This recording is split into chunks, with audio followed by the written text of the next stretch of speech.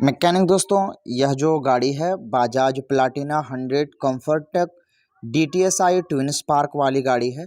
गाड़ी BS6 है, E20 नहीं है, 2020 की मैन्युफैक्चरिंग की गई है। राइट हैंड साइड अगर देखें तो आपको इसका एयर इंजेक्शन एक्चुएटर देखने को मिलेगा। ऊपर आपको यहाँ पे ऑटो चौक, और उस साइड अगर लेफ्ट हैंड साइड देखेंगे तो आपको इसका यहाँ पे UT सेंसर और कार्बोरेटर में आपको TP सेंसर लगा हुआ देखने को मिलेगा। अब मैं ये सारा इन्फॉर्मेशन इसलिए दे रहा हूँ क्योंकि मेरी वीडियो में क्या होता है, फर्स्ट टाइम जो आपको प्रूफ दी जाती है कि ये सारी चीज़ें इसके अंदर लगा हुआ है। अब बात कर लेते हैं इसके अंदर प्रॉब्लम के बारे में। तो कस्टमर का कहना है कि गाड़ी जो है ना ऑटोमेटिकली चलते चलते बंद हो रही है। अब जब भी बजाज की गाड़ी में ये प्रॉब्लम देखने को मिलता है तो समझिए उसके अंदर ये प्रॉब्लम हो सकता है हेक्स फाइल का, कि गाड़ी का ECM ख़राब हो गया जिसकी वजह से गाड़ी बंद पड़ रही है और गाड़ी के अंदर हेक्स फाइल आ गया। बॉस टूल से रिफ्रेश करना पड़ेगा। अब अभी जब मैं चेक कर रहा हूँ तो चाबी स्विच ऑन करने के बाद यहाँ पे माल फंक्शन इंडिकेटर लैंप जो जलना चाहिए वो नहीं जल रहा है। तो ये अगर नहीं जलता तो समझते हैं कि इसके अंदर ECM की खराबी है। बट इसके साथ साथ न्यूट्रल का, हॉर्न का, इंडिकेटर का कोई भी इसके अंदर जो है ना इंडिकेशन दिख नहीं रहा। तो इसके अंदर सबसे पहले हम लोग टेस्टिंग प्रोसीजर का उपयोग करेंगे कि गाड़ी के अंदर क्या ऐसी खराबी है जिससे हमारी गाड़ी स्टार्ट नहीं हो रही है। तो सबसे पहले फ्यूल चेक करेंगे कि फ्यूल आ रहा है कि नहीं। जबकि गाड़ी कार्बोरेटर वाली है तो इसके अंदर फ्यूल चेक करना काफ़ी आसान रहेगा। तो इसके पाइपलाइन को ओपन करेंगे और इस तरह से फ्यूल वाले कॉक को ऑन पे ले जाएंगे तो गाड़ी का देखें फ्यूल जो है परफेक्ट आ रहा है। अब चलिए इसके अंदर हम स्पार्क चेक करते हैं कि गाड़ी के अंदर स्पार्क जनरेट हो रहा है कि नहीं। अब इसके अंदर हम लोग स्पार्क चेक करेंगे। चलिए मारिए मारिए, बस कर दीजिए। तो देखें चाबी स्विच ऑन करने के बाद इसके अंदर जो है एयर इंजेक्शन एक्चुएटर भी साउंड नहीं कर रहा है, ऑटो चॉक भी साउंड नहीं कर रहा है, गाड़ी के अंदर स्पार्क नहीं आ रहा है। यानी DC सप्लाई जो गाड़ी को मिलनी चाहिए वो परफेक्ट तरीके से मिल नहीं रहा है। अब आगे बढ़ते हैं, देखते हैं ECM खराब हो चुका है या कहीं और समस्या है। बने रहें, काफ़ी इंटरेस्टिंग है और इन्फॉर्मेशन आपको एकदम कड़क मिलेगा, इंटरेस्टिंग इन्फॉर्मेशन मिलेगा। सीट ओपन करने के बाद इसके बैटरी सेक्शन में हम लोग आ चुके हैं। सबसे पहले इसके फ्यूज को चेक करेंगे। तो देखें फ्यूज के अंदर फेरबदल कर लिया गया है। अब इसे हम देख लेते हैं कि फ्यूज हमारा ख़राब तो नहीं है, जबकि एक फ्यूज इसका 10 एम्पियर का और दूसरा 15 एम्पियर का होना चाहिए और इसके अंदर चेंजेस है, दोनों सेम फ्यूज लगाया गया है। फ्यूज अगर देखें दोनों का दोनों फ्यूज एकदम परफेक्ट है। चलिए इसे फिर से लगा देते हैं। जब गाड़ी की बैटरी सही है तो ऑटोमेटिक मल्टीमीटर का उपयोग करेंगे, टच सेंसिटिव वाला, और ये चेक करेंगे कि गाड़ी के अंदर बैटरी डिस्चार्ज तो नहीं हो गई है। तो इसके ऑन करने के बाद नेगेटिव प्रोब को नेगेटिव पे और पॉजिटिव प्रोब को पॉजिटिव पे इस तरह से लगाएंगे। मल्टीमीटर को ऑन करने के बाद देखें 3.978 का जो है इसका DC वोल्टेज आ रहा है और इसके अंदर फ्लक्चुएशन भी देखने को मिल रहा है। अब समझें बैटरी को इतना ज़्यादा जो है शॉर्ट दिया गया, हेवी शॉर्ट, जिसके वजह से ये पूरी तरह से डिस्चार्ज हो गई है। अब इतना डिस्चार्ज हो गई है कि ये इसके ऑन करने के बाद यहाँ पर न्यूट्रल तक का सिंबल ये जो है ना जला नहीं पा रही है। अब आपको मैं बताता हूँ कि इसके अंदर बड़ी समस्या क्या है, क्या खराबी है, वो आप देख लीजिए। अब देखें इसके अंदर लगा हुआ था ये बैटरी, अब पूरी तरह से ये डिस्चार्ज थी। कस्टमर जिस तरह से ब्रेकडाउन लाए हैं, अब मैकेनिक ने लगाई ये बैटरी, अब ये भी पूरी तरह से भी शॉर्ट हो गई। अब शॉर्ट होने का मैं रीज़न बताता हूँ। यह जो RR यूनिट है ना, ये अभी पूरी तरह से ब्लास्ट हो गया। जब मैं चाहा कि अपने मैकेनिक भाइयों को वीडियो के थ्रू इन्फॉर्मेशन शेयर कर दूँ। ये देखें स्विस कंपनी की ये जो है RR यूनिट है, इसको इस साइड से दिखाता हूँ।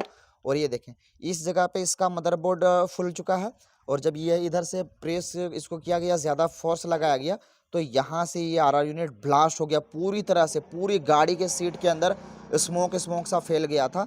और अगर अंदर देखें तो आपको इस प्रकार से देखने को मिलेगा, इसका अंदर यहाँ पे ये प्रेशर जनरेट किया और काफ़ी ज़्यादा स्मेल आना शुरू हो गया इसके अंदर। अब बताते हैं कि इसके अंदर खराबी क्या हुई। देखें मैन्युफैक्चरिंग डिफ़ॉल्ट इसके अंदर है। ये जो बजाज प्लाटिना 100 का कम्फर्टेक मॉडल तो है, बट ये देखिए मैन्युफैक्चरिंग इसका 2016 का है। अब 2016 मॉडल का अगर आप इसके अंदर लगाएंगे 2020-21 मॉडल में तो कहाँ से काम करेगा।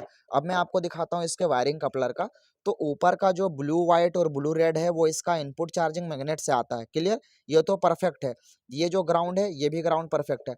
अब ये जो इनपुट चार्जिंग आ रहा है इसके अंदर और यहाँ पे रेड वाले में देखें इसका कलर मैच नहीं कर रहा है, क्योंकि इसका जो सप्लाई है वो डायरेक्ट DC सप्लाई के लिए मैच करता है। तो RR यूनिट जो है ना दूसरी कंपनी का लग गया था जिसकी वजह से ये प्रॉब्लम हुआ।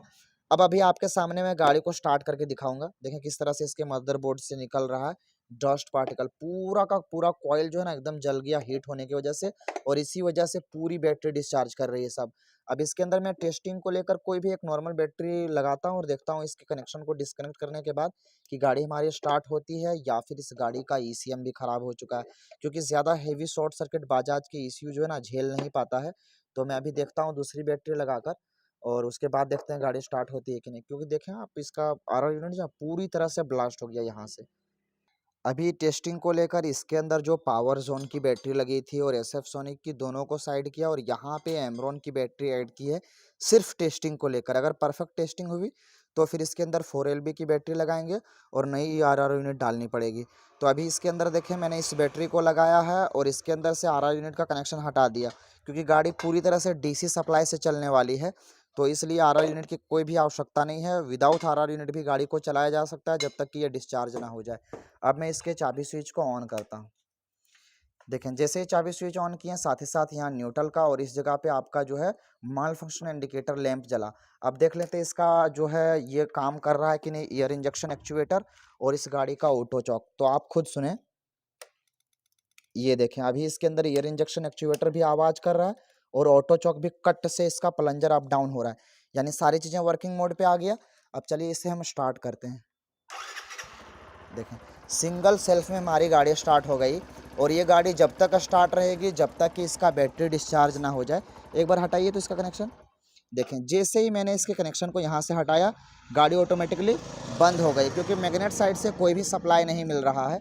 अब एक छोटा सा एंड में आपको ये भी दिखाएंगे कि इसका आरआर यूनिट क्यों ख़राब हो रहा है, मैग्नेट कॉइल ख़राब है या सही, वो भी चेक करेंगे।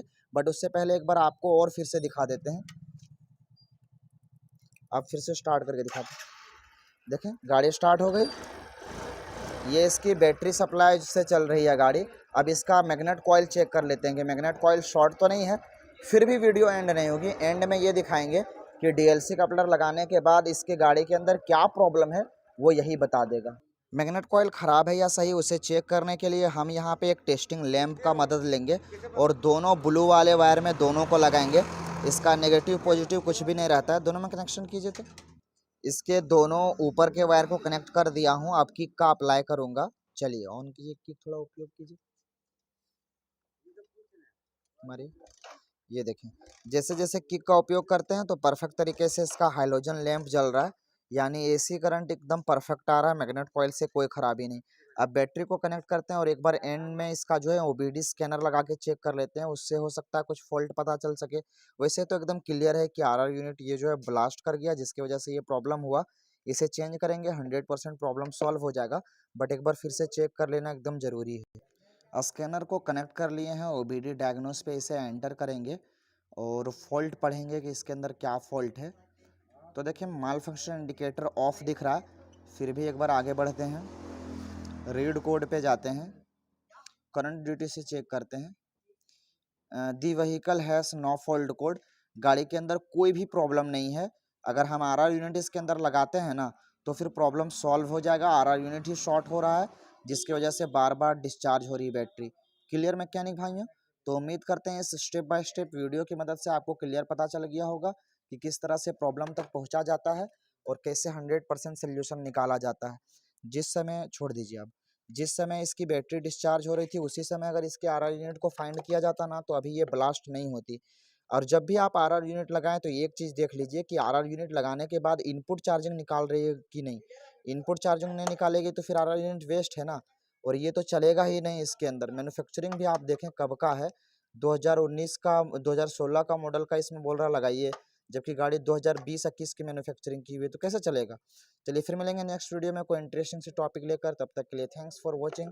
इसके अंदर यही बड़ी बात है कि इसके अंदर हैक्स फाइल नहीं आया, वरना फिर सर्विस सेंटर गाड़ी ले जाना पड़ता, बॉस टूल से रिफ्रेश करना पड़ता। इसे रिफ्रेश करने की क्षमता हमारे मैकेनिक भाइयों के अंदर नहीं है, क्योंकि उसके अंदर डीलरशिप कोड की रिक्वायरमेंट पड़ती है।